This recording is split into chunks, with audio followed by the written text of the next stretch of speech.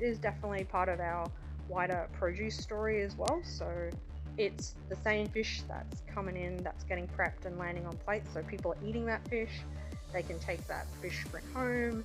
We're using fish in ceramics as well. And so, yeah, it's this bigger look about local produce, which is all about what we're doing. Today on Dirty Linen, we are heading to the Northern Rivers region of New South Wales, to Pottsville, and to chat to Yen Trinh from Pipit restaurant. I already know something that's going to happen in this conversation. I am going to have a desperate urge to head to Pipit, where I haven't eaten. But just doing a little bit of research for this chat with Yen, I've gone down a few rabbit holes. They're all interesting. Everything looks delicious. And I'm really keen to hear about how you're going, Yen, through this interesting period of this most interesting year, 2020. Welcome to the podcast. Thanks for having me. So I guess I've been looking at your illustrations that you've been doing. You've got this series of illustrations called Chef Widow Club. And it's let's start there. Tell us about that. Well, I would say that I'm a bit accidentally in hospitality. I didn't know anything about it until I started dating a chef, which was Ben, and people think it's really glamorous, and I don't think it actually is. So, yeah, the slang of chef's widow is that you're often alone because they're working so much. And so I guess it was sort of looking at some of the harder issues around relationships and how do people make it work? So I guess that's where the topic started. Because you've got a background as a graphic designer and you do illustration as well. So did that sort of creative representation of these relationships feel like a natural thing for you to do? Yeah, it kind of started out of just what Ben had cooked for me when we were first dating, and I just found, and then I was just asking other people. So it was just a bit of a creative exercise to document these stories. And I guess it was about showing sort of the human side of hospitality. It was always a topic that was interesting to me, but it became an illustration project around COVID. I guess we had to sort of face some negative stuff, and people sometimes don't realize there's family businesses behind there's couples, there's passionate chefs behind all these restaurants, and it was about sort of showcasing some of that around that time, just wanting to show that there's real people behind this stuff. And they just ended up being really beautiful stories too. And so as an illustration project, they're just stories that don't get told. You don't hear about often. Most couples don't remember some of the dishes, and so it's been interesting to hear them and also show them in a different way, because people also don't have photos of these dishes, a lot of them. Yeah, that's so true. It's, I guess, those moments early in any relationship, I guess, get swallowed up by the story that people create together, and it's not something that is generally archived as you go. I guess perhaps, in these modern times when we take photos every 5 seconds, perhaps more than in the past, but I'm sure you've had some really interesting conversations of people have thought back to those first meals that have been cooked by their chef partner. What are some of the stories that have really stuck for you? I guess so. We look at all kinds of couples, so I'm definitely interested in ones like myself who are like non-hospitality to chefs, but also sort of now working in a restaurant, I find that the chefs couples who work together is a really interesting dynamic that also you don't see often. So a lot of those guys, they were commonly the ones who forgot their dishes because they're cooking around each other so much. So that was kind of interesting that they were the ones who would forget.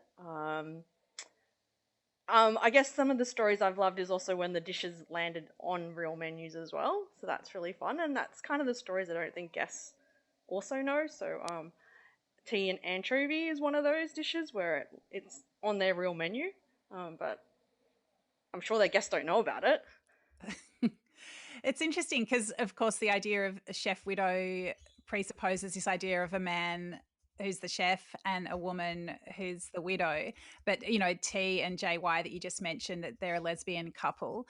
I mean, how have you sort of thought about that? I mean, do you feel like the idea of a chef widow in some ways embeds the idea that the guy's the chef and the woman isn't? Yeah, that is true. And like we definitely in reaching out and trying to get diversity, um yeah, we've definitely gotten female chefs.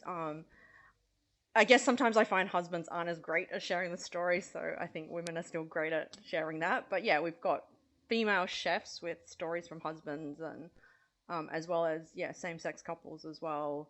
We were looking across also people dating as well as people married, so just sort of also how relationships change over time.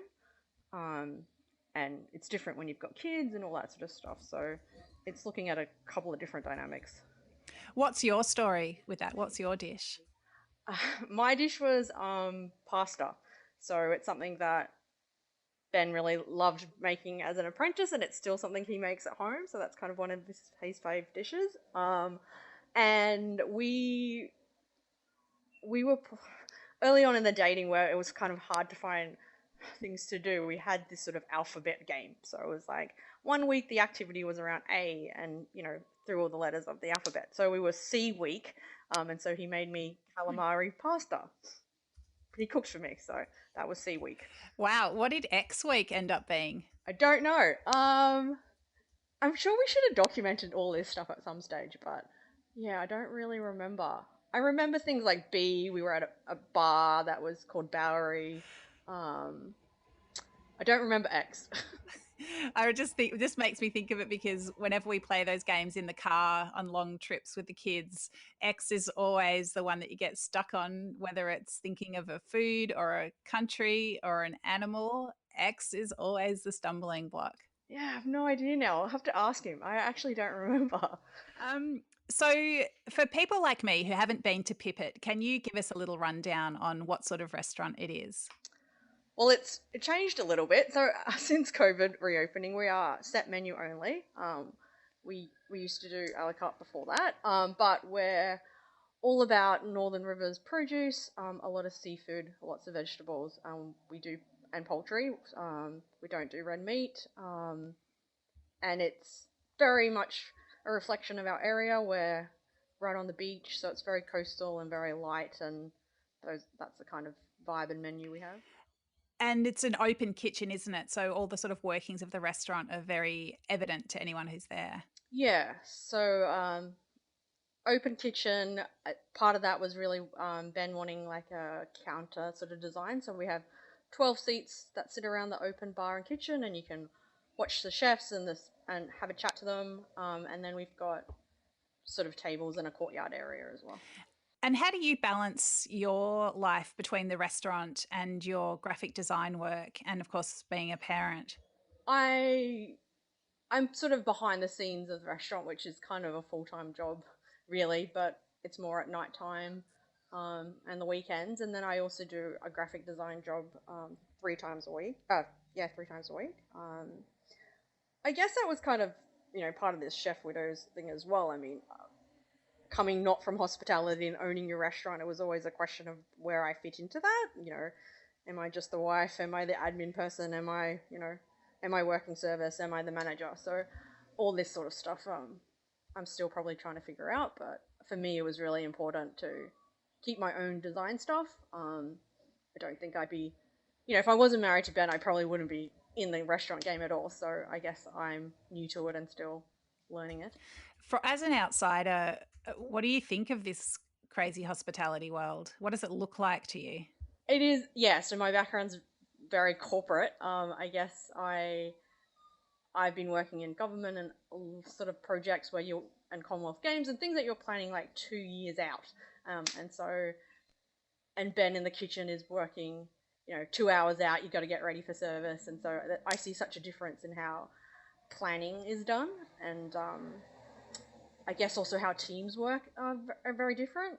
Um, I remember hearing something about another podcast saying that kitchens work on a clock about time and service, whereas I think other industries work on a calendar. So just the sense of time is very different, and so that's been interesting. That's a really great point. Can you talk about what you've seen in teams? How are teams different in corporate life and hospitality? Well, yeah. So for me, working in government, where you're like there's thousands of people in a local government kind of area. I think the level of accountability is different. Whereas you're in a kitchen of 6 people and you're all accountable in service and things just have to get done. So absolutely, I think hospitality teams are just very good at being fast and decision making and accountability, which is very different in a local government where there's multiple levels of managers and you can pass the blame or you don't have to take responsibility as much. So um, that's very different, I think. That's really interesting because, here in Victoria, we've been looking at the hotel quarantine inquiry, and it really goes to exactly what you're saying, where despite a lot of investigation and tens of thousands of documents, it hasn't been able to be determined, who actually made a decision to hire security guards. Personally, I don't think it's like the most important thing to be spending time and resources on, but it is interesting. It sort of goes to what you're saying, that probably if someone in a restaurant was there had to make the decision to hire security guards, they would have been made accountable. Everyone would have known who it was. Yeah. Um, and I think that's also, that teamwork is probably what's kind of got us through COVID as well. Like, I think the ability, and you see it across the industry, the people getting together and adapting and all that. I think that's a very unique trait to the industry. So the ability to pivot and all that sort of stuff, which you might not get in bigger organizations and maybe even in bigger restaurant groups. That ability to change was probably very different to us, where we had 6 people and you could just do it. It makes me think that there must be something different in boundaries as well when you've got those small teams in those intense environments where you are sort of working to the clock rather than the calendar. Does that sort of make sense to you? Yeah, I think it's also about working towards a shared vision. So, it's getting something on a plate to go out to people. Like, the teams all work towards the same vision. Whereas if you're in a bigger organization and you're not agreeing on something, doing a project or not, then that's probably where the focus is so tight in restaurants. I think that's what makes them work better. Yeah. So tell us how Pipit has got through 2020 with all the changes that you've had to deal with. So I guess, yeah, right at the beginning, like many others, we adapted to takeaway. But we're sort of fine dining, set menu. We kind of knew at that point that we couldn't put that in a box to be takeaway. It was going to compromise what Ben wanted to do as well. So we kind of knew at that point our food wasn't going to work. So we did put out a poll to our community. So we're a small town, and everyone's sort of on this Facebook group, and we're not like a city where there's heaps of choices. And so it was just asking the town what kind of restaurant they wanted, what kind of takeaway did they want, because we could kind of make anything. And that's when they voted Vietnamese. So we ended up doing Vietnamese, which is my cultural heritage as well, which is totally coincidental, and I didn't rig the vote at all. So yeah, we did Vietnamese for, I don't know, that was 3 months or so. I've forgotten at this point. And that was just really, that was really positive at that point where everything was kind of locked down. And then we went back to dining when it reopened to 10 people, and that was when it became set menu only. We dropped a la carte, we tightened every menu up, and all that sort of stuff. So, and we've adjusted to new seatings because of table restrictions and stuff. So operationally it has changed. And now we're even in a new stage where there's an outbreak in the northern beaches of Sydney. There are now border restrictions between Sydney and Queensland. You're very close to the Queensland border. How has that affected you? Yeah, we're definitely seeing a bunch of cancellations this week. So yeah, since March, because I have another job on the Gold Coast, so I do cross the border pretty much weekly, and so it's kind of normal to me at this point. But I suppose generally the messaging around the state government has been pretty confusing. So when they say borders close, it's Queensland closing to New South Wales, not the other way around. And so there was never been a southbound check, so people can drive down to us with no border control. But that's been really confusing, I don't think. And even for people in Brisbane, so my family's there, even those sort of people have found it confusing as well. You need a pass on the way home. And so just generally the messaging and the impression of closed borders is probably being misunderstood a little bit. And so, yeah, we've just pretty much lost Queensland, I guess. Because, I mean, do people need to get a permit before they leave Queensland to be able to get back in? Yeah, that's so, and it's been pretty automatic. So, but recently they've kind of put this notice that it takes 3 days when really it's a bit quicker than that, and so that's also scared people off. But yes, it's an online process that you're meant to get. You print it out, you put it on your car. At the northbound check, it slows down to one traffic lane, and that's when they're checking for printed passes. If you don't have a pass, you get pulled over, and that's usually been okay. Like it's been, a 15-minute add-on to my commute. But when it gets bad and when it changes, then it's 2 hours, and all of a sudden the traffic's backed up. And so every time it's changed, it's sort of created some confusion, and that's where the traffic happens.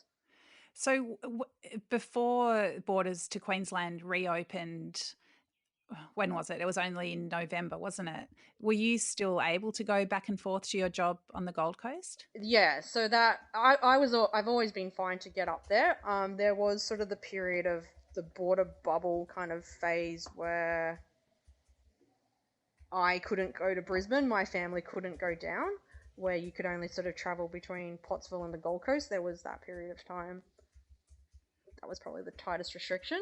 But other than that, it hasn't affected me when I'm living close to the border. It starts to affect people from Brisbane and Byron just sort of sitting outside of that.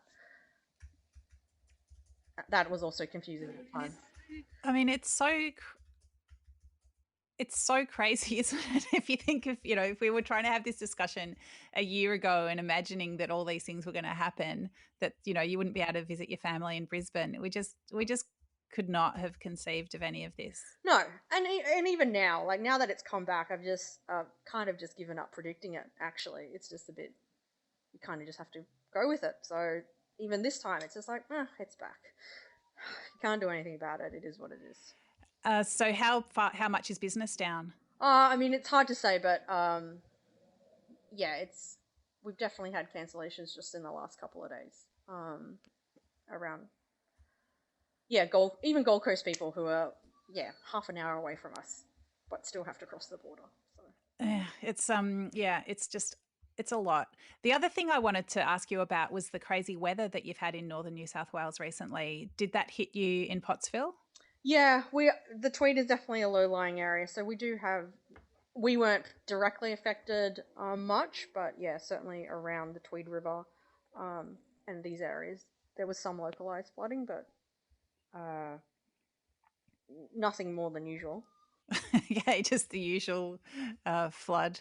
And Yen, Ben and you obviously really visually creative. Obviously, there's the food. And one thing that's come out of COVID as well is these fish prints that Ben has been doing. Can you talk about them? Yeah, yeah, that's taken a life on its own a little bit. It so it's a technique that is traditionally Japanese, where you're using the fish or other seafood as your printing press. So you ink the fish, and then you're pressing over paper. It's something that he's just wanted to do for ages and just never had the time to do. And then we had a blank wall to fill, and so he did it for the restaurant, and then it's kept going ever since. And it's all fish that we're using in the restaurant anyway, so it's all sustainably sourced. And now it's just sort of becoming more and more of, oh, let's try vegetables and a duck and all kinds of fun stuff. So yeah, he's really enjoying that. And it's really nice to see him passionate about something, and it's probably been a really nice mental health distraction to the craziness of this year for him as well. You can use just a normal printing ink that you buy at the art stores. He also has other ones that there's sort of more charcoal-based Japanese ones that come in sort of a stick form, as well as he's been looking at making his own inks. So we've done some trials with the ash out of the charcoal grill into ink. So I suppose that's the bigger picture of trying to use other kitchen produce, and making our own papers and all that kind of stuff as the bigger picture. Wow. it's just it just sounds like such a creative hotbed, you guys, this small restaurant and all this visual art going on as well. Can you talk about the way that some of these creative outlets can assist in mental health? I guess for me, it's always been really important to do something creative. Even if I was in other jobs, I would always sort of have some side hustle thing going on the side. So for me, I think it's just really attached to feeling like myself, actually. And I think I see the same in him as well. I mean, I, w- I would say there's a lot of similarities between designers and chefs in how they create and always sort of looking at other things and that sort of thing. So I think it's just part of your personality and soul and sort of needing that outlet. It's just a bit of fun and, about expressing yourself, I suppose. Mm. And is his artwork it's in the restaurant as well. So do you think it's another way for customers to connect with the overall project of Pipit and what you guys are doing there? Yeah, so we have started it as like an online poster shop as well, and so yeah, you can buy it through our website. You can buy it in the dining room. We're trying to get more originals framed and put up in the restaurant as well. And so yeah, it is definitely part of our wider produce story as well. So it's the same fish that's coming in, that's getting prepped and landing on plates. So people are eating that fish. They can take that fish print home. We're using fish in ceramics as well. And so yeah, we're definitely it's this bigger this bigger look about local produce, which is all about what we're doing. And I think it's also interesting. So, like when I sketch something, it makes you just pay more attention to something. And I find the same when he's printing. Of we were doing this fish, this tuna, and I've never noticed what the fin does and how it kind of goes in and out. And so I think the process of taking time to print something, you're looking at it very differently as well. So it's learning about the animal at the same time, as well as oh, you get this print as well. So it is probably all about sort of the learning and sharing about produce, actually. It's impossible not to really appreciate something when you have to, look at its details so carefully, isn't it? Like you can't be like blasé about produce or about the fact that you've taken a fish's life just to eat it, or and to create art from it when you do observe it and you sort of honor it in that different way. Yeah, I so we did it. He had through one of our duck suppliers had been given a duck, and I've never looked at duck's feet and the texture of it until you try to print it and see if it works, and the softness of its feathers and what its beak feels like. It's so yeah. I was learning just by looking at observing it more differently. So that's yeah, it's been really interesting. There's been a really great series of books that's come out this year, Some Kind Press, and you've put out a book as part of their series. And I haven't seen the book, but it says it's a story in 8 seasons. And normally we think of our 4 seasons, but can you talk about dividing the seasons further into 8? Yeah, so that's also how the menu structure of Pipit works. That it's eight, roughly eight, um, and that's just about how produce comes in. So yeah, we use 4 seasons as a calendar, but fruit or seafood seasons kind of overlap all that time, and some start earlier and some start late. So it's basically splitting every 4 season into a early and late to get the eight. It must be really tricky, I guess, when your restaurant has to change the way it operates so much. When you're closed down, you're suddenly pivoted to Vietnamese takeaway, and you see those seasons go by, seasons that you can't represent in the restaurant in the way that you would like to. Was that one of the challenges of 2020? Yeah, I think we also still were doing things in the background. So the book has a lot of preserve recipes and just as a principle of what we're doing in the kitchen about how you maximize what's happening in that time. And so that was still actually happening in the background. We were still preserving things. He was still pickling, making sausages, trying to make the most of what was around. So in the background, it was probably still happening. Mm.